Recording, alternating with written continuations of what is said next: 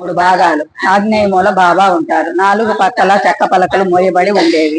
బాబా అందులో శయనించేవాడు. రాత్రంతా దీపాలు వెలిగించి ఉంచేవారు. ఎల్లప్పుడూ బాబా వెలుగులో పడుకునేవారు.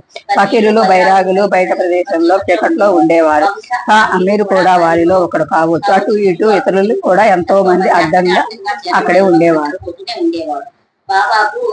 ఓ సామాను ఉంచే గదిలో పరమ విరాగి సేవా తత్పరుడైన అబ్దుల్లా అనే భక్తుడు ఉండేవాడు.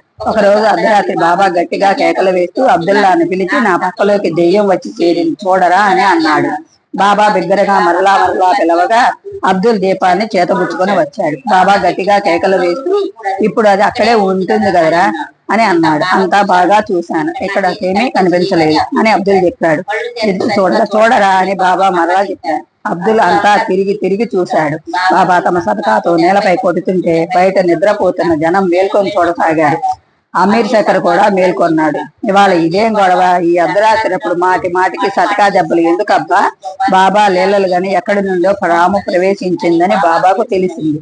అమీరుకు అర్థమయ్యింది. అతనికి బాబా యొక్క స్వభావం బాగా అనుభవపూర్వకంగా తెలుసు. బాబా మాట్లాడే పద్ధతి తెలుసు. పరిస్థితిని అంతా అర్థం చేసుకున్నాడు.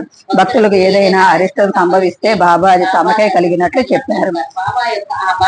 అమీరుకు అవగతం. అందువలన అతడు విషయం అర్థం చేసుకున్నాడు.